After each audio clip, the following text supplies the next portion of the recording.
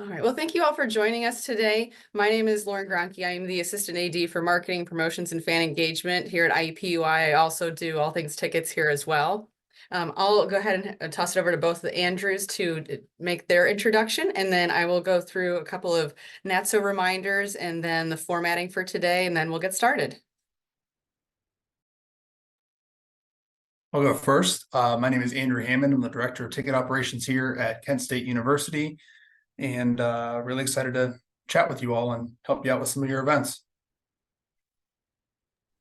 And I'm Andrew Bondi, Director of Ticket Operations here at Boise State. Apologies for the 5 minutes delay, everybody. I am traveling with our team for a bowl game and got confused by Pacific time, so. All good. So before we start today, I just wanted to have a couple of reminders. So the NATSO convention stipend applications are open. The application deadline is January 10th, which is a Wednesday. These are intended to help offset the cost of attending the annual convention. So make sure that you apply as soon as possible. And then the other reminder that I have is convention registration will open in mid-February. The 2024 convention will take place from June 9th to the 12th at Mandalay Bay Resort in Las Vegas. And we hope to see all of you there. And without further ado, I'm going to go ahead and let you know what we're doing for our format today. So the first 20 minutes are going to be, both Andrews are going to go into creating the hottest ticket in town for different examples that they've used in their at their institutions, and they're going to go step by step as to how they went about that. And for the remainder of the time, the 20-30 minutes that we do have left, we're going to have this as more of a workshop setting to where each of you have had maybe a game that you're struggling with selling or bringing people out for attendance numbers. And so we're going to bring those to light, and hopefully we can create solutions in real time. So without further ado, I'm going to send it over to one of the Andrews to kick things off.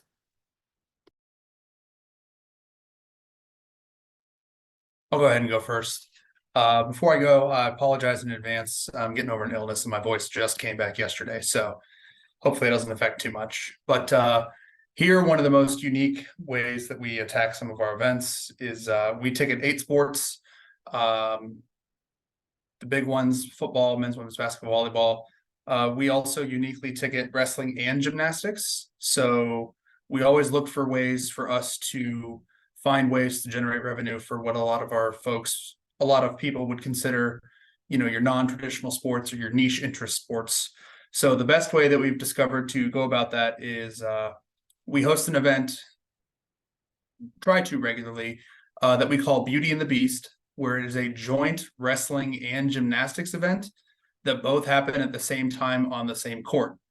It is more beast than beauty sometimes as far as running it and setting it up operationally with sales and such, but it's a really great, fun opportunity and game day atmosphere, and it provides us with a lot of challenges and unique opportunities to market and sell some of these smaller sports.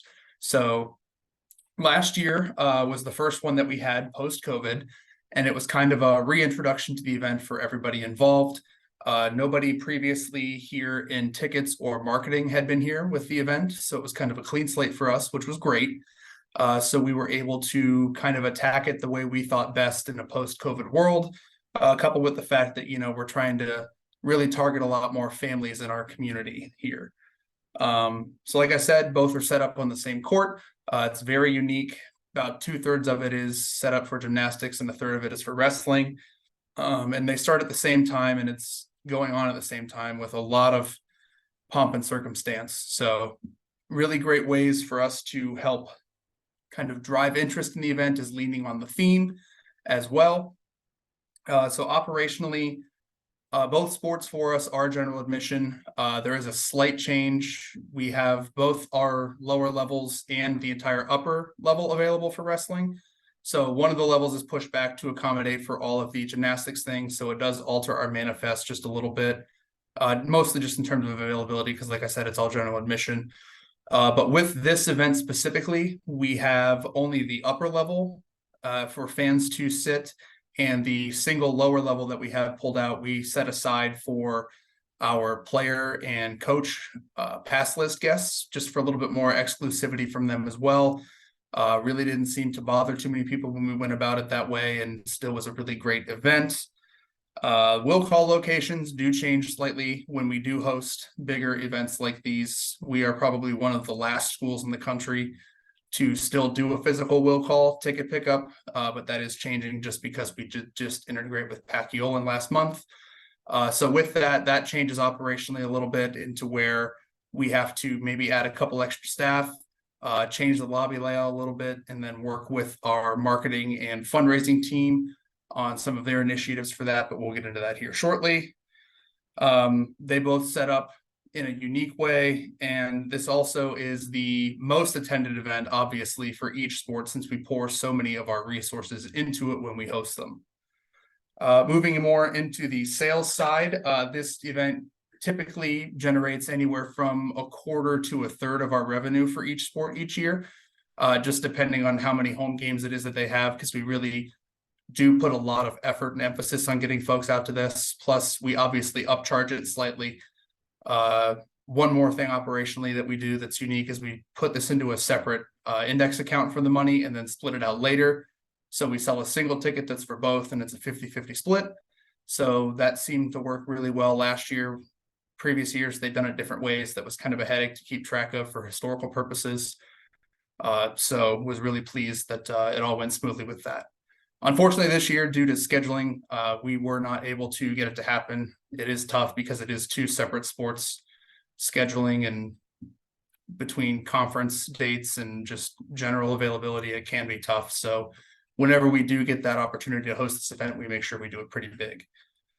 But again, moving into the sales, we really target families and youth organizations. High schools are really interested, especially with wrestling that we've discovered, as far as targeting for group outings. So we really hit them pretty hard. Our coach is very connected in the local wrestling community. Again, those that have these sports and ticket it or know people in these sports, it's a very niche interest, and those that are interested in them are very, very into it and are happy to support wherever that they can. So reaching out to local organizations was a great way for us to do that, as well as even dipping into some of our spirit contacts for cheer and dance to target them as well for the gymnastics piece to it. And it's very positive and well received. And then another thing that we did this past year for the first time that was really unique to add another wrinkle into it for revenue generation is we partner with our advancement office, the fundraising arm, and offered through FIVO an enhanced experience package to where it included your event ticket plus an additional, I think it was $15 or $20 on the cost, that was split between each team's enhancement funds to help also be a fundraising opportunity for both of these sports. And in this area, it was where our donors hang out before and after our basketball events and volleyball events. And we had the movie Beauty and the Beast obviously playing. It was great. We had movie themed food, as well as photo opportunities with Belle and the Beast. So we really tried to lean pretty heavily on the movie theme. So never got a cease and desist either. So we avoided that, thankfully. But we just really do what we can to try to lean into it, make it more fun, really big and about the Beauty and the Beast, as well as highlighting our teams. Both typically perform slightly better just because there's a bigger crowd and it kind of amps up the team. And then one last unique thing that we do with that in terms of group sales is we actually target local theater troupes and encourage them to come out and dress up as additional characters from the movie to help just add a little bit more to that game day atmosphere and provide us more opportunity for things to offer beyond just the wrestling and gymnastics teams and events themselves. So that's pretty much the long and short of it. Very happy to answer questions if anybody has it. That is very unique, and looking forward to the next time we get to host it.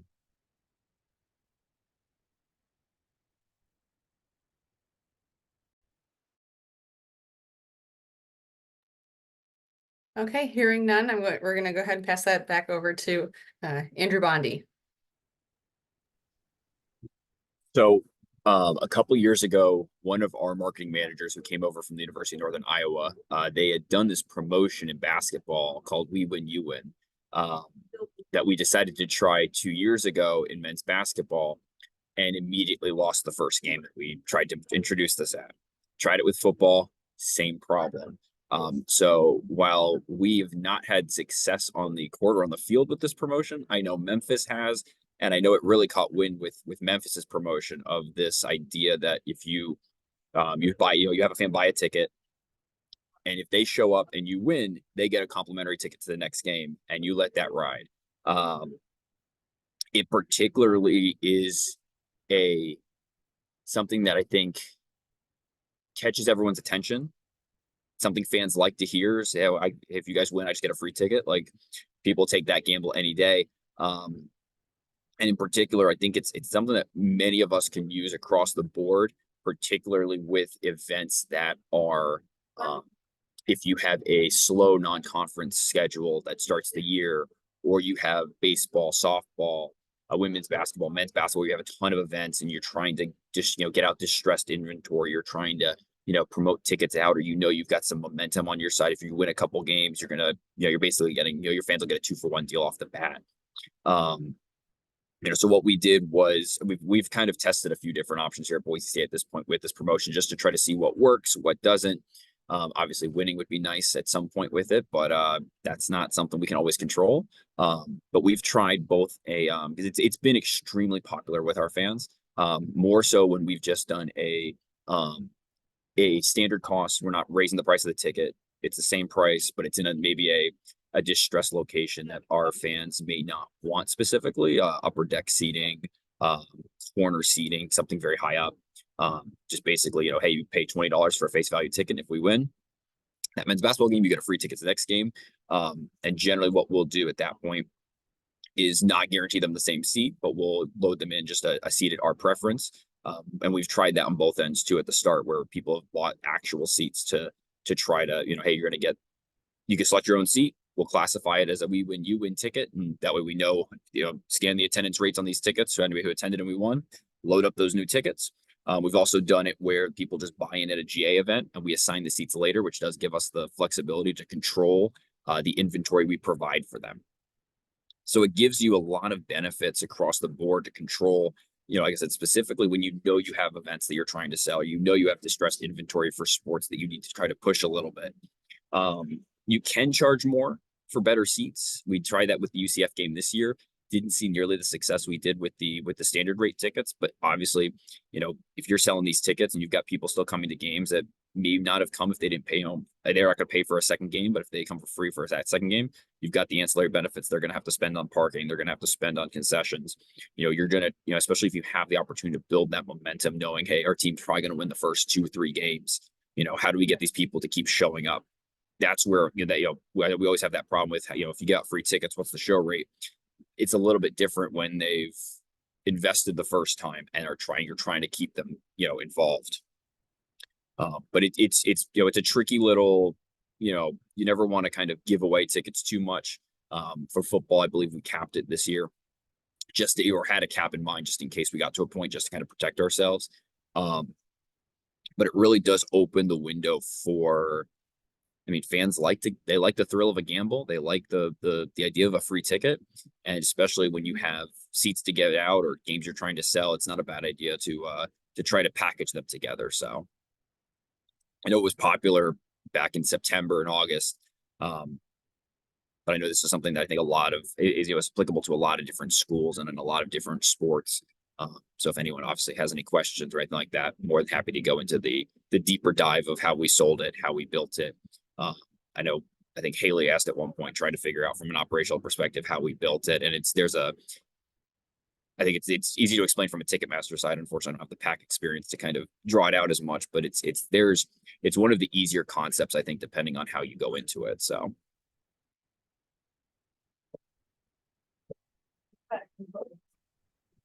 Hey Andrew, was it a advanced sale only ticket or did you offer it day of game at the windows as well? That's a good question. So we generally did it as an advanced sale only. I don't think we turned people, like, if people wanted to buy it at the door, I don't think we prevented that.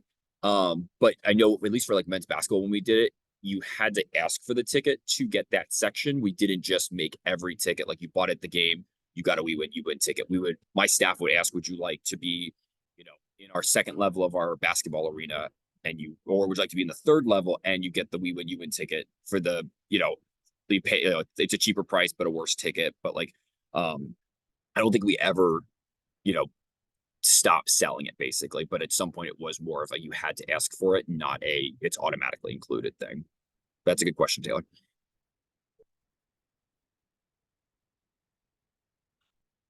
How did you market that to your fan base? I feel like that, at least we were thinking of it. I was trying to replicate what you all did, but we were having trouble like having our fan base latch onto it. So do you mind talking about how you either email marketed, text, whatever? Yes. So my marketing head who had the idea, he kept it simple. And it's in the name. We win, you win, which some fans need an explanation to further than that, but that's the same group that you have to explain everything to. But what we sold it as, we actually made my graphics team is awesome, and they helped with our marketing team give the direction. Our graphics team made it and basically drew it out for our fans. You buy one ticket, draw the little arrow, we win, or we win, comma, you attend, or however you want to word that. And then next arrow was ticket to the next game. And then kind of that same, as like try to draw here in the air. It was basically buy the ticket, you attend, we win, get a ticket for the next game, you attend, we win, go to the next game. And it just like you build that circle basically. You almost have, because like putting it in text, sometimes our fans were a little bit confused by the concept, or we had one of our media outlets that if you buy the ticket, you get a ticket to the next game, and didn't mention that we had to win. So we had a few things there we had to clarify with our local media, but the graphic that was, kind of drew it out for our fans of the step-by-step process. I think that's what they latched onto. And then once they understood it, it kind of spread like wildfire, and fans were very much attached to it. And that's where I think, like when we just said, hey, if you buy a ticket, I think we did for basketball. I think we just said, hey, if you buy, at the time, demand wasn't what it is this year. I mean, demand is so much higher this year that we've had to readjust things. And actually, we haven't done it this year, but we would have adjusted things. But last year it was, if you buy a ticket in our third deck of our basketball arena, every ticket up there, it's a we win, you win ticket for the first game. It was, we had a home opener against South Dakota State. We were surprisingly having some problems trying to sell that game a little bit, at least in those high seats. So we just said, hey, we're gonna make the entire third deck we win, you win tickets. That's how we're gonna sell it. Like, to an extent, we kind of told people on the back end, like, hey, thank you for your purchase. This ticket has qualified for a we win, you win purchase. If you show up and we win, you'll get a ticket to the next game. And we just kind of hammered on that idea of, you show up, we win, you get a ticket to the next game for free. And just trying to get those people in rhythm of that. The only thing we had to do, Adam, too, is once we did win, because I think we actually able to get a few out of this for basketball. We ran it again the previous year after we lost the home opener. We ran it again during conference play because we had some momentum. And the one thing we did notice was we had to tell people kind of in advance that or even email them after the game, like, hey, thank you for coming. Tickets will be loaded into your accounts within 24 to 48 hours, or actually explain to them when those tickets were coming. Because that was the one thing that we had more problems with than we did with the idea of the concept of the we win, you win, was actually getting people to understand, like, the ticket won't automatically be in there the second that we win the game. It'll come, you have to give us time to load the tickets in. We have to figure out what inventory we want to use. But it really, a lot of it just came down to the fact that I think if you tell people, you tell them how to get the free ticket, and those fans that are, like I said, they're already invested. They're already buying that first ticket. So you're not just throwing comp tickets at somebody, because they're already invested. They're already going to pay attention to what comes next on that plan. So once you've showed them like what the concept is and how it works, they'll latch onto it real quick. And we did see that trigger of, once it really started spreading, interest was kind of across the board by those fans that are interested in that kind of a ticket. So. Hey, Andrew, sorry, couple follow-up questions. This is something that I've been interested in doing and just haven't done yet. So I really like the idea. A couple of questions. Can they join in at any point? So like, if after I found your graphic, if after, say, the North Dakota game, they didn't buy North Dakota, but they wanted to take advantage of the offer for the San Jose State game, could they, or did you have to join in at that first game? No, we restricted it to the first game. So you had to be in for that first game to get all the other games. It would have been with football specifically because we had home opener was UCF, North Dakota was going to be our trouble game. And then San Jose was going to be our home parent family homecoming weekend, which over the last 3 years has always been a sellout. So we knew we weren't going to, like, honestly, I was kind of hoping that I had to hold some seats back basically for that game just in case we won because I knew what demand was going to be like. But you have for football, you had to be on the first game. With basketball, we did actually kind of offer it for the second game. So I think when we did it the second time around, I think we offered it for the first game, and then we had enough of a night. We kind of still had the inventory and a desire and a demand to keep it going. So we did allow a little bit of a second buy-in period. But for the most part, we try to, that's kind of going back to where Adam was asking about how we market it. We kind of market it as like you've got one chance to get in on this. It's like a lottery ticket. You're buying in, you got one chance to win. And if you miss that, kind of like with Memphis, if you bought that ticket for game one, you got like 4 or 5 games into it before I think they lost to Tulane. But if you would have tried to get in the second game, it's kind of missing the gamble's not nearly as there as much. So one-time deals pretty much usually what we stick with. And last question, how Yep. did your season ticket holders feel about the possibility that someone potentially could be Mhm. getting a season ticket for 125 had you kept winning? Yeah, no, that is a great question as well. So when we looked at this offer, we kind of maximized it, like I said, to being we really looked at distressed inventory. We looked at areas that we knew that don't sell well, that are cheaper price points, that are, we didn't use any good inventory for this offer because in order to protect really those the more valued season ticket holders. Now those in cheaper seats kind of, if they complained, it wasn't really worth, I don't want to say worth the conversation with them, but it was kind of like, hey, this is the deal. It's part of the gamble of it. But that was kind of one of those things that are actually some of our media members, and Adam, this was a marketing note as well, was how we advertised it to the media was, hey, if we win, you win, kind of explain that. And it's like, if we win, if you show up and we win all 7 home games for the football season, like you said, Taylor, you're getting that season ticket for $125, $150, whatever it may be. And that was one of those selling points that we were able to take advantage of. But it is the long shot risk. So most of our season ticket holders, unless most of them kind of, I don't want to say don't have the faith in our team, but there's always that expectation that, okay, you're probably going to lose a game at some point. So the likelihood that it does go 7 games is very low. So most of them were fine with it, knowing that the inventory was not comparable to their season tickets and that there was a very strong possibility that the deal would end at some point just off of a competitive matchup or something like that.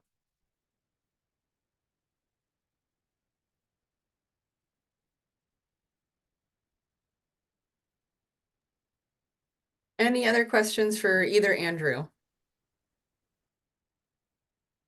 Okay, well, seeing none, we're going to go ahead and transfer over to the second portion of this, which is going to be the workshop. So this came about from actually a conversation between me and both Andrews about how I was struggling with selling our January 10th men's basketball game. It is a day game on a Wednesday where school is not in session for our university or for the majority of the school, like elementary, middle schools around the area. So we wouldn't be able to do a kids game for that either. So we're pitching that as a corporate business day. And I asked for them for some additional guidance. And one of their suggestions, which has been great, has been inviting all of our head coaches out to that to be able to be in front of these local business leaders, those types of things. So that is what this conversation is about, is bringing a bunch of different, all of our heads together and trying to tackle and find some solutions for some of the real problems we are having right now as far as specifically selling certain games, bringing attendance to certain games. So I'm happy to talk more about that game in particular, but if not, if anybody else has something that they have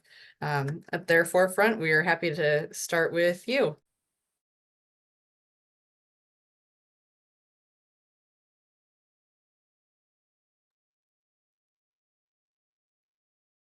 One thing I will say is I know many of us are preparing for football on sales very, very soon, or fall sport sales, whatever that looks like for you and your institution.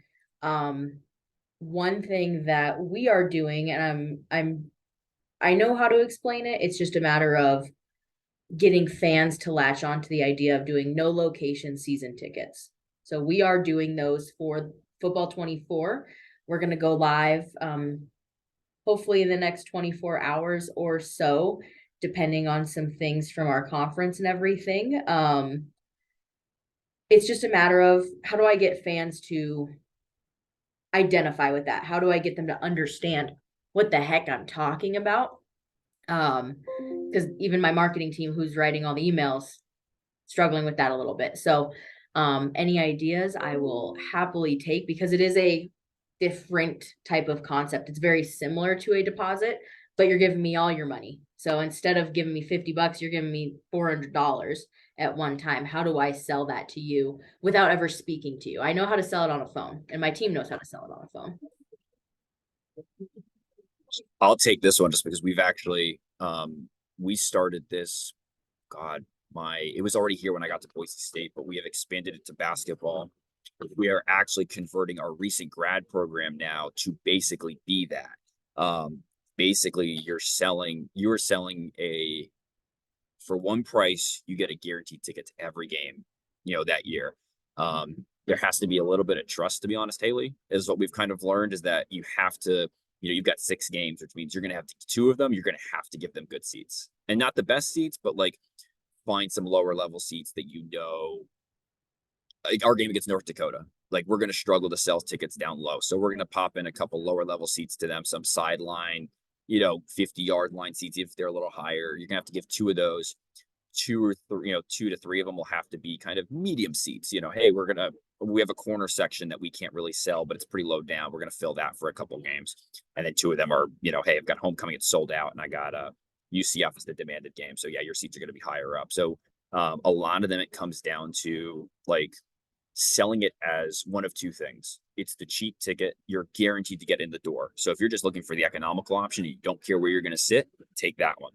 Number 2 is and we've had quite a bit of success with this. Are you looking for season tickets? Do you know where you want to sit? No? Why don't you try the blue collar, we call it the blue collar pass, the stadium pass, whatever you want to call it. Try this pass for a year. It's not a sign, think of it as like maybe a longer term deposit, Haley. You try it for a year. We're going to put you in different sections. And we try to do that. We try to assign people in different, I want people on the east side of the stadium, the west side, the south side. I want you lower, upper, corner, sideline. Like we're going to try to get you in as many seats as possible. And if you find something you like, whoever your sales rep that either sold you the ticket, or if you say, hey, I've got and we have all of our sales reps reach out to every one of these pass holders every year during the off season and say, hey, how was your experience? Was there any seats you liked in particular? Was there any, and if the feedback is, hey, the seats sucked most of the year, we'll try to readjust that the next year and say, okay, let's maybe try not to, totally put them in the last row every game. But if we could find a way to like say, hey, this is your test drive. It's either your cheap ticket to get in, or it's your test drive. And if you find something you like, we've actually had quite a bit of success converting those into full-time season ticket sales, because they said, actually, I liked those seats. Do you have anything near it? Like those are the 2 best ways to sell it. Because it's at the end of the day, like if somebody wants that, a reserved seat in a guaranteed location, they're going to go for it. But if they're willing to either just say, hey, I don't care where I sit, or I don't know where I want to sit, that's how we've kind of cornered that market on that. So, but there's a bit of trust in there that we're not going to just put you in row double E for every game. So with your blue collar pass up at Boise State, what do you charge per pass? And then do you decide up front, say in August, all 6 or 7 games, or do you decide as you go? What's that look like? So we, it's kind of I'm not as familiar with the cost, because I know we've changed it around a little bit. I believe the blue collar, I thought we did for football, it was $199 for the season, which is right above our lowest threshold. We have our lowest season ticket price was $158 for the season. It was the general admission north end zone bleachers. That'll probably go up. So $199 really is going to be our basement, is going to be one of our basement prices, basically. Basketball's $149, which is about $25 cheaper than our lowest, like, second level season ticket. The third level is a little different. I don't really count that in terms of our season ticket pricing, because it is such a different animal that's only been driven by demand we have right now. So we set those prices at basically trying to find, I think it comes out to like $25 a game for football, Haley, or a little bit under $10 a game for men's basketball. Basically, I would say whatever your price is, I would base it off whatever your per game price is, on a single basis in a mid-tier seat, make it a little cheaper than that. Then from there, we generally, so if we sold 1,000 blue collar passes for football this year, I would kind of pre-mark 1,000 seats for the high demand games, UCF, San Jose State, knowing like, hey, these games are going to sell out. I have to hold 1,000 now. So if something happens, I have an emergency option. Now, once the games get rolling and you can kind of gauge your inventory in a more active sense, then you can readjust things a little bit. So like I know right now for San Diego State for men's basketball, yeah, I'm going to have to hold those seats right now. And that's probably not going to change. But that's the one that I know we can also leverage as saying you're going to get the worst seats for that game because demand is so high. But knowing like, okay, we're UCF, we get pile drived by Washington in week 1, and our fans kind of start losing interest, the price, the game, the team, whatever it may be. So all of a sudden, we kind of realized like, oh, we've got some lower level seats we got to fill. So we started, we basically gave it till probably Thursday before the game. Noticed that inventory was still not moving. So we sprinkled a few blue collar passes in there, pulling them from hey, if I've got 1,000 seats up top, I can move 100 of those down to the lower level. Let's just go ahead and do it. I cut out of the 100. We kind of just make that available, or I threw them to vet6 or whatever it may be. I think you have to hold for you have to hold for moments you need. And even to an extent too, if we knew like as kind of a backup, like even for the games that you didn't really need to hold the inventory for, it's always good to kind of at least have a back pocket option. But really it was kind of the week of the game, monitoring where the inventory was going and saying, hey, do we need to use what we held, or could we go ahead and start readjusting based off what we need? There's always, I know we all have that problem of the last second returns from a visiting team. Those were always a great option for blue collar passes because you say, hey, we're gonna send you your tickets 24 to 40 hours before the game or 72 hours before the game. Make sure you email them before every event, because that is something we have learned as well, is that you have to email these people when you send them because otherwise they won't just go in the login and check their tickets the day before the game. But we would wait till, at times like, and you just check, we always checked with our compatriots at the school. Hey, how many tickets do you think you have left in your, that you're going to return to us? And if you're telling me about 150, then I know, hey, you know what, if we can't sell these in 24 hours, then we're just going to put in the blue collar pass holders. And they're usually, either good seats or they're not terrible seats. Our visiting sections aren't at the top of the stadium yet. But that's a great way to find ways to use that last second inventory. Or, hey, we've got, for San Jose State, it's our parent family homecoming weekend game. And we know that our player guests are not going to use all of their tickets. So I can chip, hey, if I need to dump more tickets to our parent family association because they're just buying out everything we have. If I can take those seats, sell them to them, and pull another 200 out of the player guests I know they're not going to use, that gives me that flexibility too. So like I said, you kind of want to pre-plan some of your inventory just to make sure you're covered, but a lot of it is more of that active inventory control. From the operational standpoint, do you do it all, like issuing the tickets? Do you do it all manually, or are you working with someone on this? So we do it all manually. Taylor,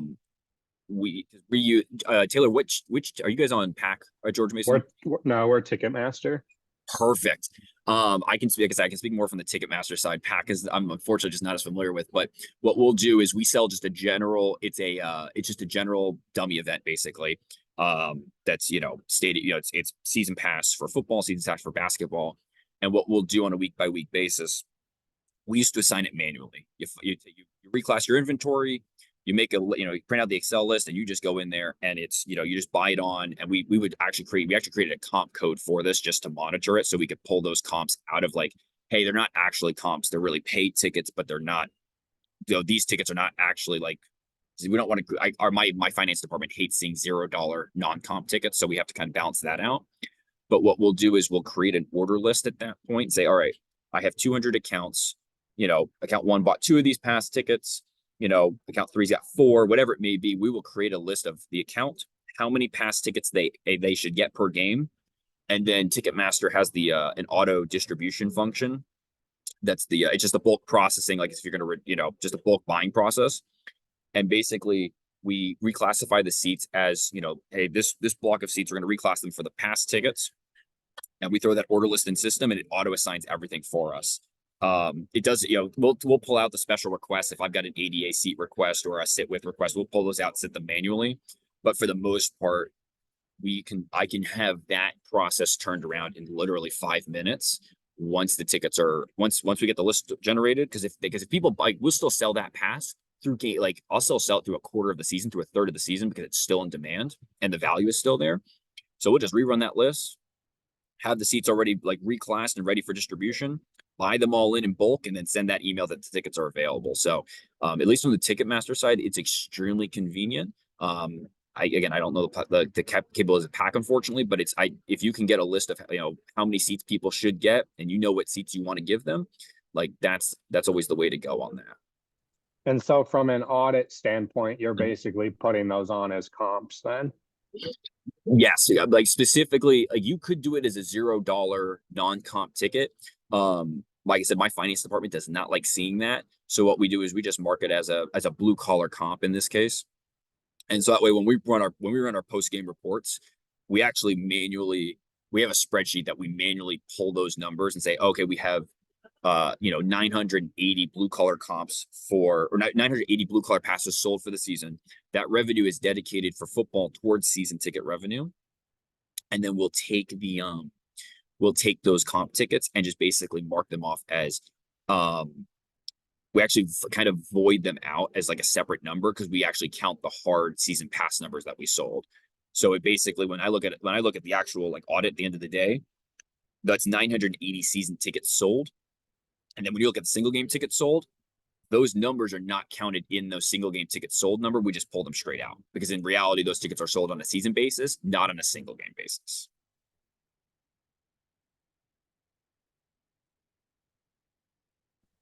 I have a question. This might be more for Lauren. You mentioned kind of getting groups out, corporate businesses and things like that. I know here at UNT we're really struggling getting groups out. So just kind of wanted to hear some solutions or how to go about it, because I feel like right now we're just throwing darts in the dark.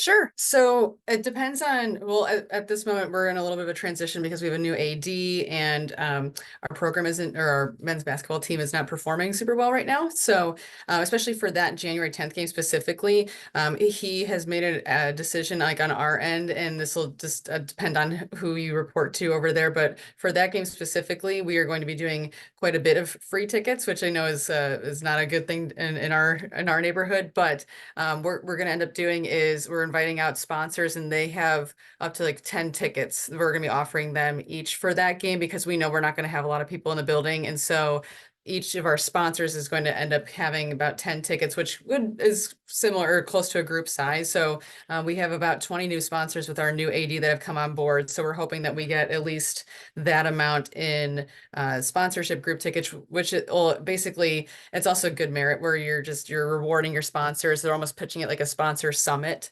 So I think that for at least from our end with our new AD, that's something that he wants to hit home, and that's going to be a great way for us to incorporate groups at this moment. And then also, I think just doing the kids games, we do a kids game also in the beginning of the year. We had, I believe, been 4,700 kids in our building, although that is a partnership that we have a little bit where we work with Scholastic and the NCAA, and we do like a education give back option, but a lot of those are going to end up being free tickets. So I know that's not what people want to hear in this world, but that does help when we know that there's no way that we're going to have fans in attendance for that game. So if we're going to get people there, it might as well just be free for those situations, which I know is not the answer that most people are looking for. But a couple other things that we've done, we introduced, well, a couple of years ago, we did a nonprofit day. So that's been a great way to drive groups. And then last year we did a Black and minority owned business game where we had businesses, RCP, they got a couple of free tickets, but then they were able to buy, we did like a match back offer to where like if they bought 15 tickets, we would give them 15 tickets. And then on my end, on the back end of things, all of them still ended up being paid tickets, but they just equaled out to like a BOGO. So there wasn't really a whole lot of comps going on. So that might be a loophole that you could work with, but those were a couple of bigger sells for us. And then also we do a big scout day. So that's what we're working with at the moment. And hopefully that helps, but I'm happy to answer any group ticket questions. I'll tag on to like what Lauren's talking about, free tickets. We do something which I'm sure a lot of people do. We partner with Stars of Honor. And if you haven't heard of them, Google them, learn about them. But essentially we set aside tickets where kids who did really good in school, something like that, their teachers can nominate them. This is just my understanding. Again, I would say everyone should probably read about this because I am not the expert by any means. But your teacher nominates you, you're a little kid, you get 4 free tickets to Air Force men's basketball. First and foremost, we have it set up so that we get all their customer data. So they have to go in and claim their 4 free tickets.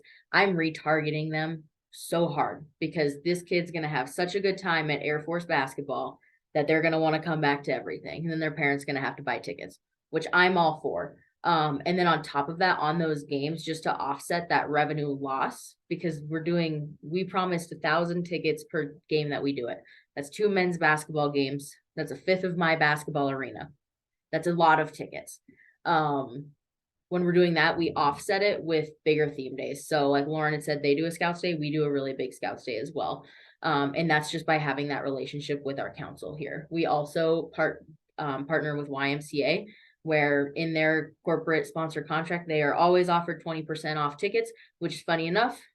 That is our group price as well. So we stack things on top of each other because in my eyes, if I can have 3 or 4 really good looking basketball games on probably Saturdays, it's not going to be that Tuesday at 9:30 p.m. Mountain Time. We do that because then I can make sure that one, it looks good to the eyes, and then it looks good on revenue as well because you're offsetting some loss in that space. And again, like I had said, getting their data is so big because you can send an email campaign on Monday morning and said, hey, thank you for being part of our Stars of Honor game. Here's a discount to the next game. Oh, wait, here, like you came to that game. Now target them for single game tickets or something. Yeah, that's great, Haley. Actually, I'm going to jump into our men's team plays at Indiana Farmers Coliseum, which is located on the Indiana State Fairgrounds. I don't know if you all have any kind of similar setups where you have like your state fair nearby. Last year, our theme for the state fair was basketball. So it was like Hoosiers in the Heartland. And so we were actually able to have our men's and women's teams out there. But even if there's events going on in your venue or around your venue, I encourage you all to go out to the public. We did this offer where this voucher may be exchanged in person at a men's or a women's basketball game to receive 2 free youth tickets with a purchase of an adult ticket on game day. And we've only had a handful of games so far, and I've had a couple of redemptions for each one. But the big thing is it also got our players and our coaches out in front of the community. They had like a hoop, and we were there for, I believe it was close to 4 hours. We had the men's team go for 2, the women's team go for 2, and we had over 500 vouchers that we'd passed out. Now we might not get all of those 500 vouchers back, but we've already got a handful with just like 3 or 4 games under both of our belts. So that moves the needle for us as something else. But then also we had a table for signing up for newsletters, those types of things. So we were able to collect data. So even if it's not for your event specifically, if there's something in the area that you can table at, sometimes it is a pain in the butt and we've all been there, but we've been getting a great return on investment for these. So.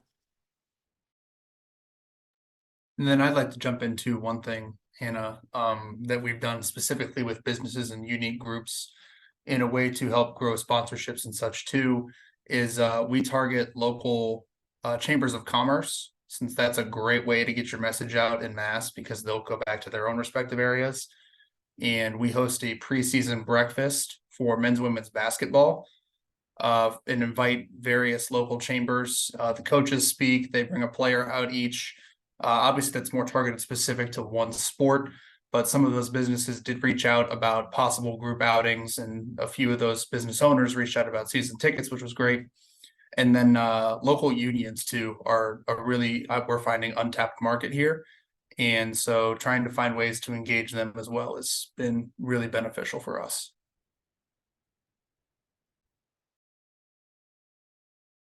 Thank you all. That was helpful.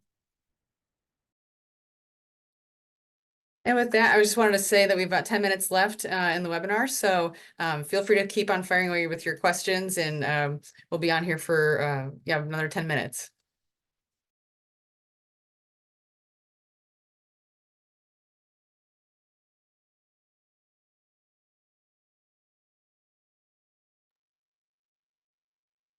No? Well, then I'm going to ask Andrew Hammond. I saw that you had a giveaway recently, and I don't know if there was any kind of ticket component with it. I believe it was a sneaker of some sort. I just wanted to see if you could talk about that, and if that was move the needle with tickets, and how you guys went about promoting that, because somehow that found its way onto my Instagram personal feed.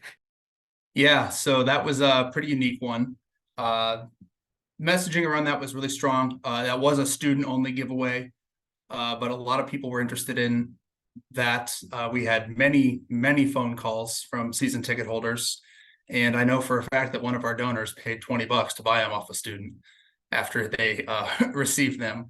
But that has been the topic of discussion the last several days here in the department on how we can kind of capitalize on that moving forward.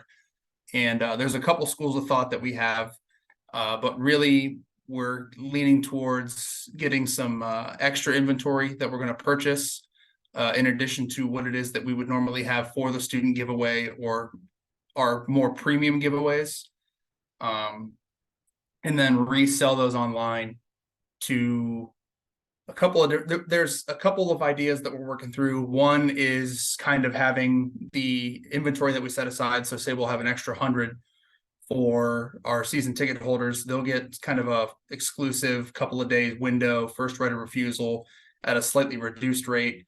And then on top of that, then we would open it up to the public to where they would be able to purchase a game ticket plus the item itself.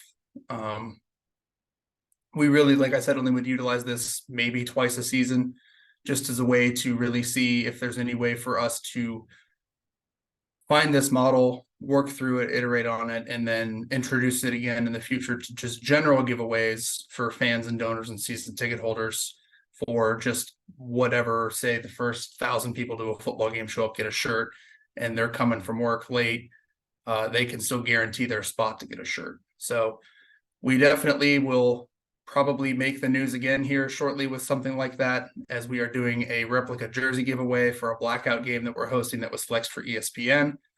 That's student only, so that messaging is going to be hit a little harder so that people know that there's that bit of exclusivity to it.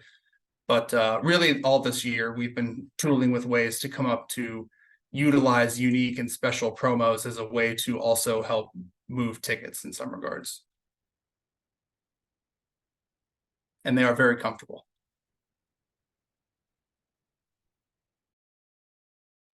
Thank you for that. I appreciate that, and I commiserate with you, as we had an ornament giveaway, which was really great on site, and we got rid of all of them. But then this past week we've been getting a flood of emails and comments, and I had somebody swing by asking if we had extras, and it's no, I'm sorry, you had to beat the game to get the giveaway. So I feel your pain with that one. Not to mention, last minute we had a couple of cabinet members swoop in and ask for them too, so that's always a yes.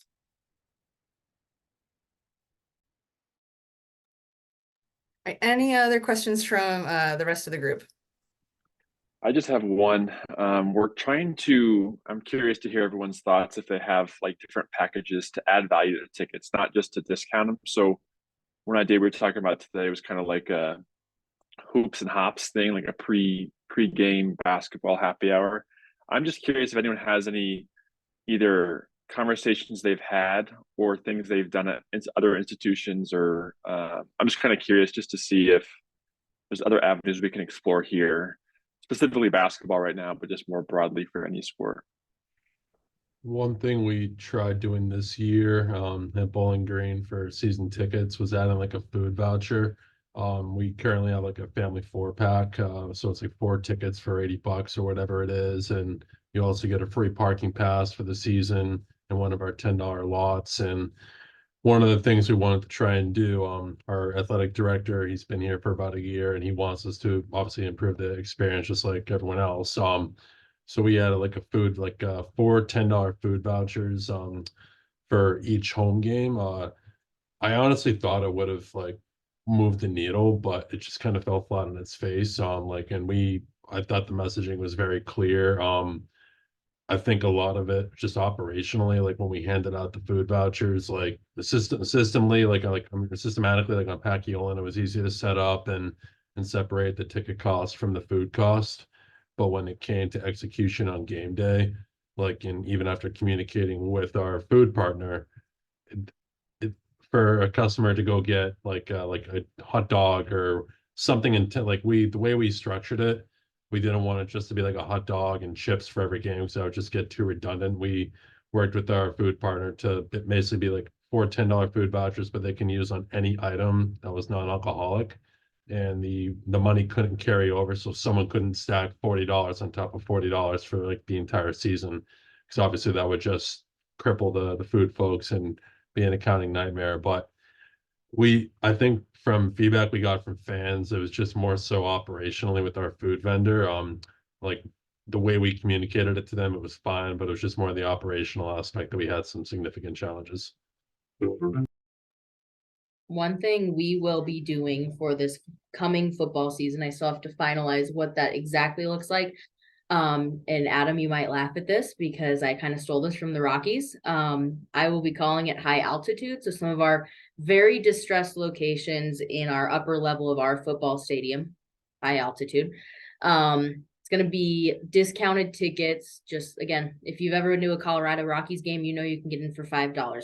I'm not taking as far as $5, but that you get that, plus you're going to get something from, we will have a sponsor on it. So that might be a Whataburger meal. That might be a Quick Quack car wash. I don't know. It's going to be something like that. And ideally, it is an item or voucher that can be digitally sent to the customer, because it's just really hard with a small staff to get those things to the customer. But that's something we're building out for this coming season. We will do it for the majority of our games, probably just not certain, top tier home opponents. But that's one thing we'll be doing. And hopefully we'll be able to translate it into men's basketball as well.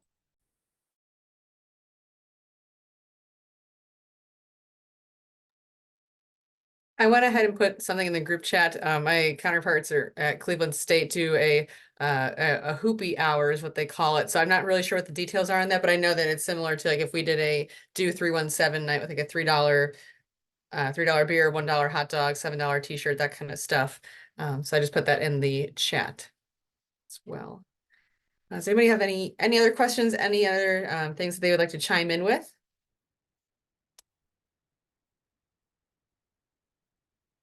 Okay, well, hearing none, I just wanted to say thank you on behalf of both Andrews and myself for being part of this and asking your questions, and hopefully we were able to answer some of them and help find some solutions. If nothing else, just happy holidays from NATSO. And oh yeah, and thank you so much. Yeah, thank you, Haley, for being on here as well. I know that Amanda Ryder sent out her holiday notice today too. So yeah, thank you everyone, and best of luck with the rest of the calendar year with basketball and football.